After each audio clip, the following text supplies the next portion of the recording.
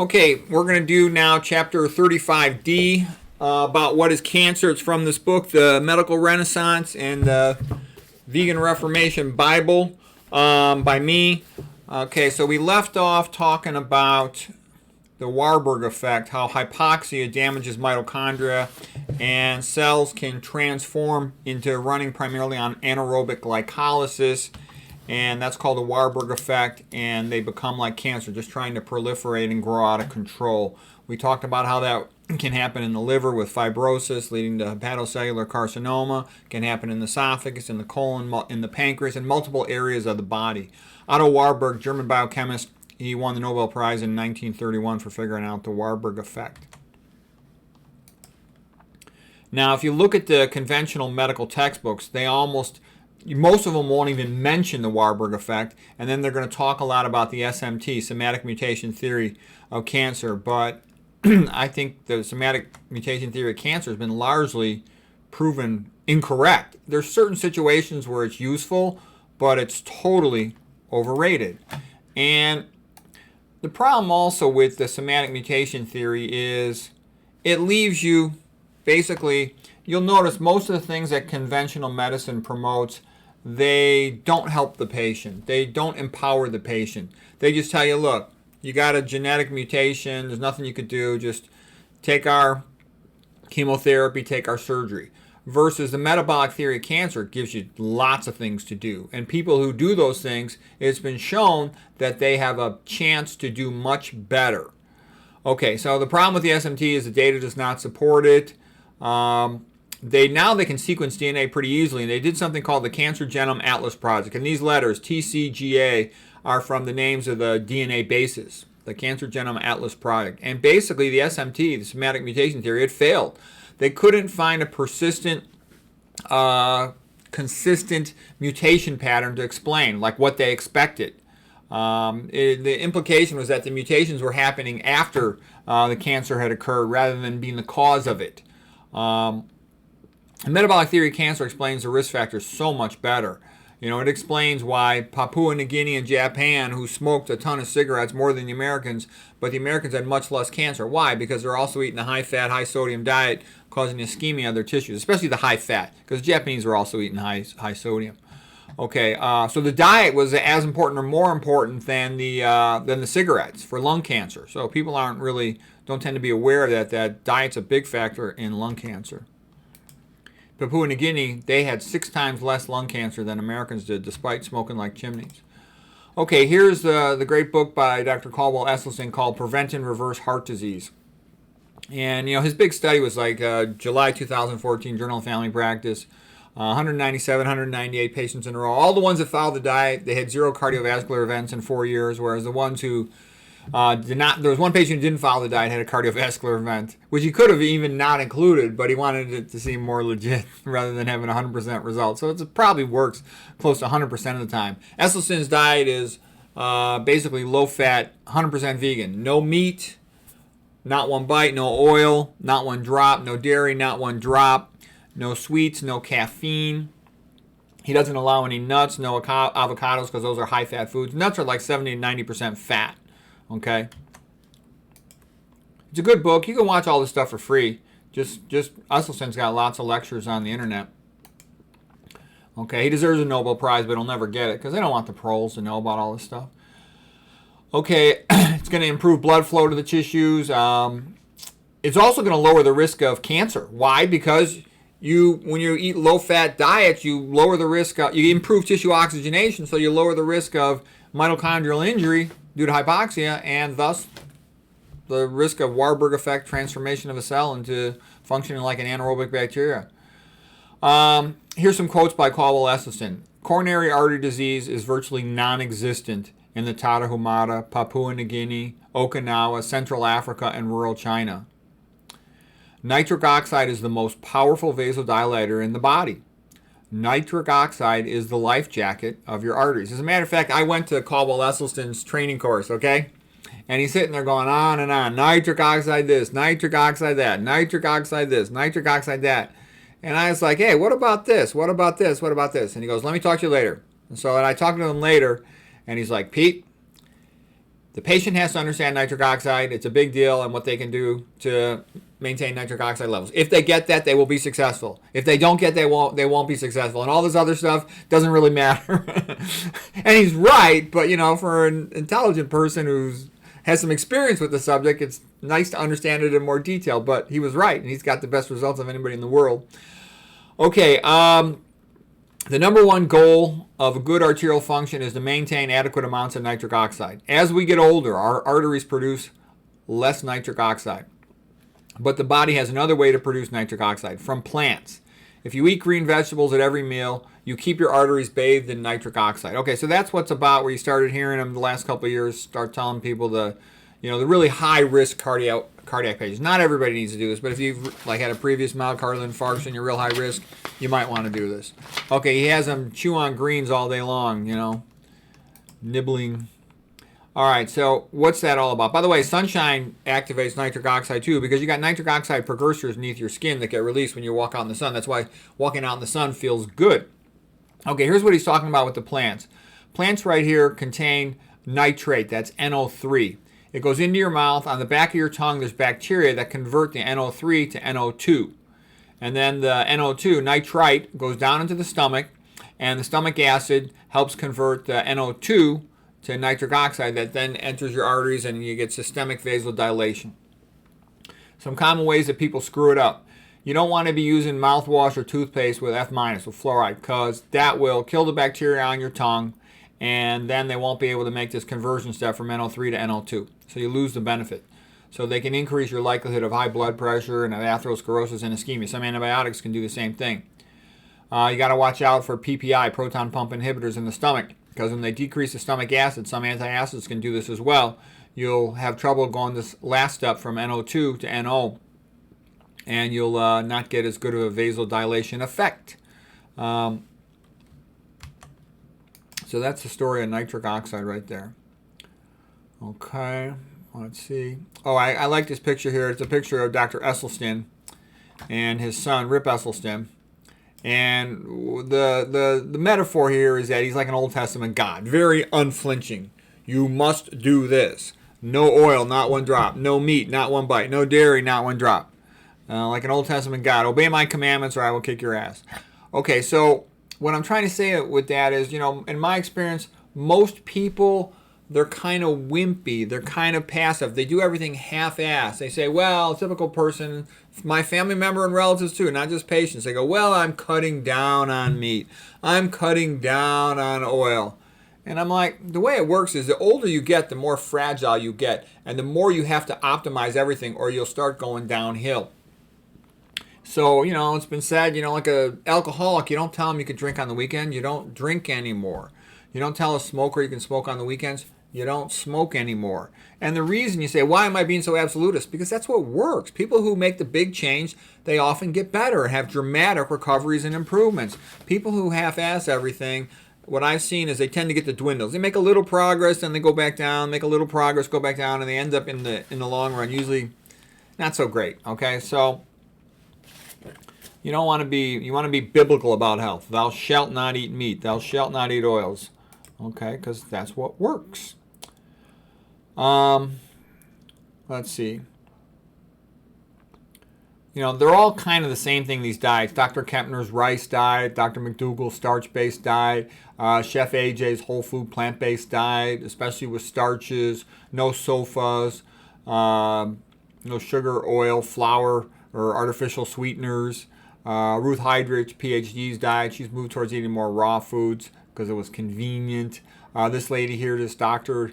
Day, she eats a vegan diet as well, emphasizes hydration as well. This lady, Dr. here, Janet Murray, she's the one from Australia.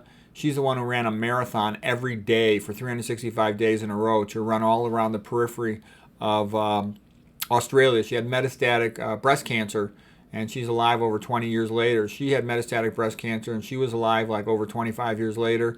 She had metastatic breast cancer, and she was alive like 40 years later. She's still alive, okay? And I think she's still alive for two. I think she died recently. But she lived a long, long time with metastatic breast cancer. Decades. Probably think like around over 25 years, something like that. Okay, all of them are low fat, 100% vegan, no dairy, no oil. Kempner's diet of these was the most limited food choice. You know, the only rice was sort of like about the only starch. He also gave him fruits and even sugar. Sugar is not as bad as people say it is. I don't want to get into that whole discussion right now, but part of his goal was a lot of his patients had kidney failure, and so by giving them just plain old, table sugar, white sugar, which is sucrose, a combination of fructose and glucose, he was avoiding giving them any nitrogen, and he really wanted to reduce the protein load because there's only nitrogen in protein, and thus protect their kidneys. Okay. Ruth Hydridge, Janet Murray, Lorraine, they tend to eat a lot of fruits and thus a lot of raw, uncooked food. There's some people who think raw makes a big difference, that it's healthier, that all animals, eat raw food, and maybe our ancestors probably did too. McDougall actually says right from the start, humans were eating starch. So, I don't want to get into the details of that. I sort of think, why do we have color vision, whereas like your typical carnivore does not? It's so we can see when fruits are ripe. And by seeing the ripeness of the fruits, what we're also seeing is the characteristic colors of the fruits are like the antioxidants, the orange in a carrot, the orange in a sweet potato, a lot of beta carotene, the red in an apple, etc., etc., yellow in a banana. All right. Dr. McDougall believes that starch is the best food for all humans, and they should get the vast majority of their calories from starch. He recommends limiting fruits to only 1 or 2 servings per day, maybe 3 at the most. Okay, Chef AJ tends to see it the same way. There's a lot of really healthy, almost fruitarian types that I've seen. The one catch, though, is sometimes people can't get enough calories eating raw, so then they start eating high-fat raw foods, like a lot of nuts and seeds, and I don't like that idea of eating high-fat. I think there's a lot of problems with fat that are not widely recognized. Okay, my Rogers diet, which I often call the Spartan vegan diet, it's also been called the medical monk diet, is only organic food. I don't ever eat processed food. The only processed food I'll eat is single ingredient oatmeal, plain oatmeal with water, or plain quinoa with water, and I don't even eat them that much. I would never cook on aluminum or POFA cookware, those non-stick cookwares, or iron cookware, any of them. I won't eat any iron-enriched food because then you get iron overloaded in your blood over time. You get elevated serum ferritin. You get increased oxidative stress, which heads you down that pathway of Western disease. When I say Western disease, what am I talking about? I mean obesity, diabetes, hypertension, and those things causing hypoxia and causing cancer. That's a typical Western pattern of diseases. I probably eat about 60% starch, 35% fruits, 5% veggies in terms of the amount of calories for each of those foods overall. Okay. Now we're going to talk a little bit about the tumor microenvironment. Tumor microenvironment, a lot of times you can abbreviate it TME, tumor microenvironment, so TME. It's also called tumor milieu. A couple key points about it is the tumor milieu tends to be hypoxic, low in oxygen, and acidic, so high in hydrogen protons. And the relevance is that cancer is in a competition with the normal cells around it. Normally cells interact with each other a bit, and they sort of tell each other, do not grow, just do your job as part of a liver. You're a liver cell, an esophagus cell, a colon cell, a pancreas cell, wherever you are. Just do your job, mind your own beeswax, okay? Versus a cancer says, screw this, and it just grows out of control, tries to steal resources away from the other cells. And it'll pump protons into the surrounding tumor microenvironment, tumor milieu, and these, in a sense, sort of put the immune system to sleep. They suppress the immune system. You get more of these immune cells that are called Tregs, T regulator cells, that sort of turn off the immune system. And the cancer itself is a little bit complex. You'll have some cancer stem cells that are really only about 1% of the cells in a tumor. You'll have these dividing daughter cells. You'll have a lot of fibroblasts, stromal cells. And the modern research is improving with cancer. It used to be they do, two-dimensional monoculture of cancer cells. Now they're having more three-dimensional models of cancer cells. Okay, so these adjacent cells, the green ones here, they're sort of starving. Quite often the cancer is sucking up a lot of the nutrients and other valuable resources that come along. It'll suck up most of the local glucose and iron. It'll have a lot of receptors for these things to take it to itself, and then it'll pump out acid, which is harmful to the surrounding cells and suppressing the immune cells. Okay, immune cells are put to sleep by the peritumoral acidity. the acidity of the tumor microenvironment. That's also why you want to avoid things that are acidic. Animal protein is more acidic. It's got more sulfur-containing amino acids that are in part converted to sulfuric acid as part of their metabolic degradation. You're also going to have more sodium, and the chloride is going to displace bicarbonate ions, and that's going to cause a low-grade metabolic acidosis that contributes to this tumor acidity. You know, protein is made out of amino acids. Acids, that's more acidic, okay? And fat also is made out of fatty acids. Acids are more acidic, whereas carbohydrates not. Carbohydrates do not have any iron. So one of the points I wanted to make is you got 1% of these cells are cancer stem cells. These cancer stem cells in particular tend to be quite often very resistant to chemotherapy. So that's why you can give chemotherapy and shrink the whole tumor quite a bit. But if those cancer stem cells are still alive, quite often the tumor just comes back, you know, rip-roaring, growing faster than ever before. So, you know, one has to be careful when they give chemo. If it's indicated, fine, but a lot of times it's not. Cancer stem cells can be replicating slowly, and they might have more plasma membrane transporters that can pump the drug out. Fruits and vegetables are relatively alkaline, and that creates a more alkaline tumor milieu, which helps favor the normal cells and give them some advantage over the cancer cells, because you want the normal cells to just be controlling things, not the cancer cells.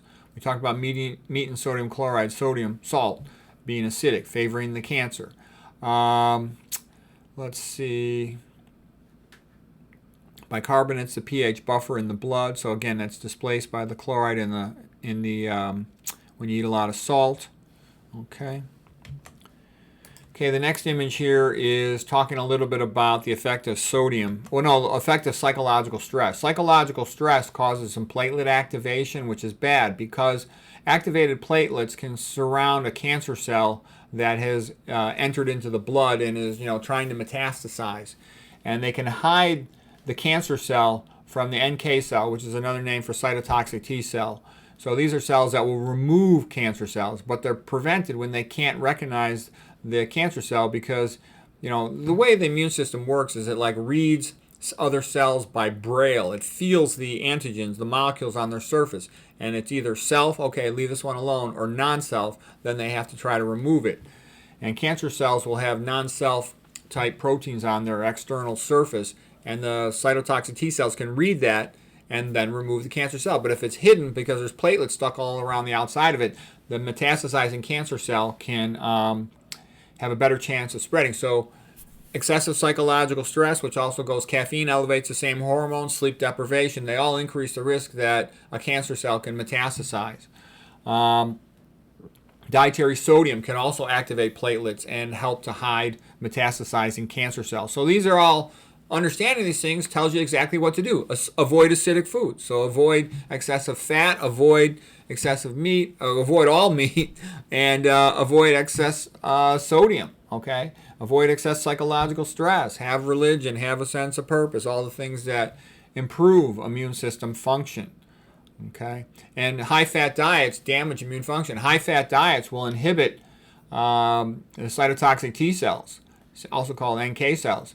There's a good lecture if you want to watch it. You can check out this lady. Her name is Lydia Lynch. She's a PhD. She's from Ireland, but she's on staff now at Harvard at Brigham Women's Hospital. She has a very good lecture called Obesity and the Immune System. And it's at Global Immunotalks, is their YouTube channel. And she'll talk about how high-fat meals damage immune system function. And also, just being fat. When you're fat, you release more free fatty acids into the blood, and those will also have a detrimental effect on immune system function. Dr. Neil Bernard had a good quote. He said that the immune cells can't function well in an oil slick. And he's using that to refer to high-fat diets increasing blood lipids and causing a decrease in immune cell function. In a later lecture, I'll go into more details of the mechanism, but that's enough to know for now. Okay. Yeah, so basically all cells have like their own identification card, ID card, and when they go past immune system cells like dendritic cells, which are really like residential macrophages, those are also called sentinel cells, they read like braille. They check the molecule, its surface proteins, and say, is this self or non-self? Okay. We're going to talk more about the glycocalyx. We already talked a little bit about it in the context of atherosclerosis. So glyco means sugar, calyx means coating, proteo means protein. So it's really, you could call it the glycoproteocalyx. And it's just every outer surface of a cell, just kind of like trees grow on a hill. There's all these proteins that stick out, and they have characteristic patterns. And the sialic acids at the end of the glycosaminoglycans as part of the glycocalyx, they're often especially important for immune system identification of self versus non-self.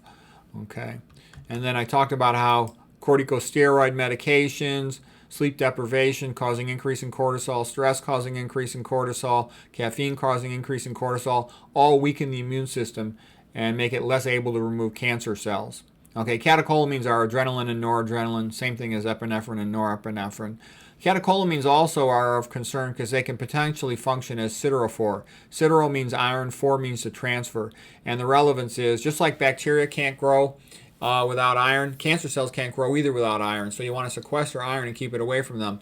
When there's excess amounts of free iron, you get elevated serum ferritin, and you get elevated free iron that's potentially available to do tissue damage through oxidative stress or to simply be given to the cancer cells, and they use it for making cancer-dependent enzymes, and that helps them to replicate, to grow. So you want to deprive cancer. Remember the Fabian strategy used against Hannibal when he was fighting the Romans. You want to deprive them of all the things they need to help prevent them from growing. High saturated fat can also cause activation of platelets. So look how stupid the standard American diet is. It's high in fat, which can cause activation of platelets. It's high in sodium, which can cause activation of platelets. It's often ingested with caffeine, which can cause activation of platelets. The person is often stressed out and sleep deprived. All of these things are activating platelets, making them stickier to hide the metastasizing cancer cells. So that's why you want to avoid those things. And that's why this knowledge is useful, because it helps you to avoid the things that increase your cancer risk. Okay, so I think we'll call it a day for now. We'll start with this diagram, the next one. And so we learned some valuable stuff. The metabolic theory of cancer shows you how metabolites, foods, increase cancer risks, certain ones that are bad. So once you know them, you can avoid them.